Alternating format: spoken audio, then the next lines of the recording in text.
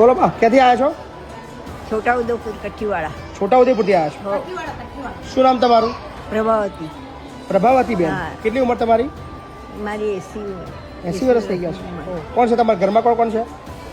બે છોકરાને એ બધા જુદા રહે, હું અહીં જુદી રહેતી હતી. મકાન ઘરનું હતું, વેચી દીધું ને બધાને ભાગ આલી દીધા.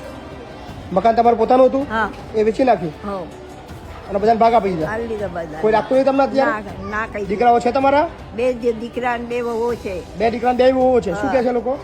મોટો છોકરો એમ કે દારૂ પીને આવીને ગળું દબાવવા આવે, તારે જઈ જવું તઈ જતો રહે. અને નાનો છોકરો એમ કે તને લઈ જાઉંગા તો મારી બૈરો તો બાપની ઘેર જતી રહેગા. તો મેં કીધું મેં જ જતી રહું હવે. તમારા હસબન્ડ ક્યારે એક્સપાયર થઈ ગયા?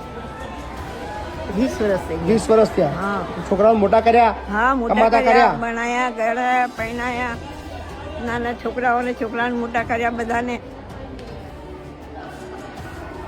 છેલ્લે વૃદ્ધાશ્રમ રહેવું પડ્યું પણ તમારે? હા. કોઈ વાંધો નહીં, આરામથી રહો આપણે અહીંયા. હા ને, બધું ભૂલી જાઓ.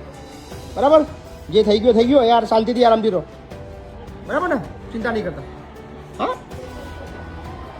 બસ તમે મારા છોકરા બરોબર ગણુંગા મેં છોડ દીધું બધું.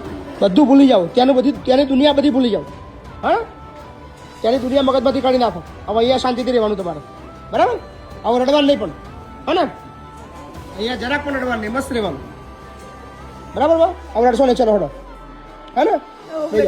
બે જાઓ. રડશો નહીં. હા. કોઈ દેશ બહાર નહીં નીકળી, પેલા છોકરા કબજાત પાક્યા મને.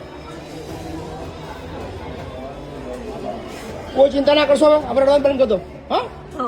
હવે પતિ રડવાનું, બધું ભૂલી જાઓ. હા. બરાબર ને?